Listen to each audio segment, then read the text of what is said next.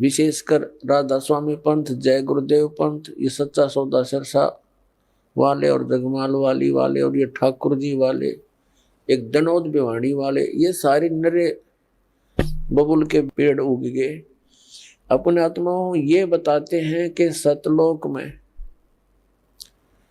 परमात्मा निराकार है और इन्हें ना सतलोक का पता। सतलोक क्या है? कहते वही सतलोक, वही सतनाम, वही सारनाम, वही सार शब्द और वही सतपुरुष, वो सतलोक ही है। वो निराकार है, चेतन प्रकाश है। और इन सभी कबीर पंथियों का और सभी इन राधा स्वामी से निकली हुई उनकी ब्रांचों का, जैसे सच्चा सौदा सिरसा और जगमाल वाली और ये ठाकुर जी, जय गुरुदेव जी वाले, इनका मानना है कि मोक्ष प्राप्त प्राणी सतलोक के अंदर उस परमात्मा के प्रकाश में ऐसे मिल जाती है वो आत्मा जैसे बूंद समंदर में। और एक है रांजड़ी गांव जम्मू के अंदर एक नया संत मिला जिसका नाम है मधु परमहंस,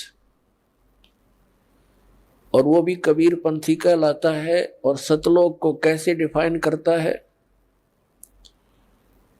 सृष्टि रचना सुनाते समय उसने क्या बताया है कि पहले परमात्मा गुप्त थे, फिर उन्होंने एक शब्द उच्चारण किया, उससे एक अद्भुत प्रकाश बन गया।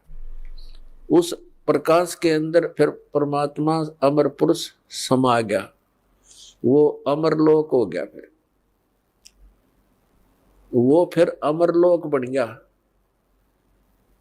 यानी वो परम पुरुष भी, अमर पुरुष भी, अमरलोक फिर एक हो गया, वो प्रकाश पुंज। और फिर कहते हैं उस प्रकाश ने परमात्मा को ऐसे छटक दिया, अपने आप को ऐसे छटक दिया, उसमें से बूंद सी बन गई, ऊपर जानते फिर उल्टी आ गई। जैसे जल की बूंद ऊपर को फेंकी जाए, जल में आकर मिल जाती है, पर वो मिली नहीं, वो कण कण से बन गए, बिंदु से बनकर जीव बन गए, घूमने लग गए उस प्रकाश में।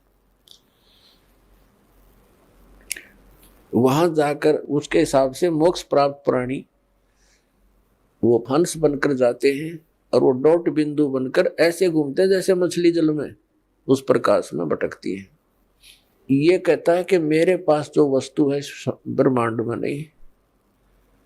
अब उसका सारा जाड़ा लेकर और गांठ बांध दी उसकी, अब दिखा देंगे वो कैसा क्या है उसके पास वस्तु।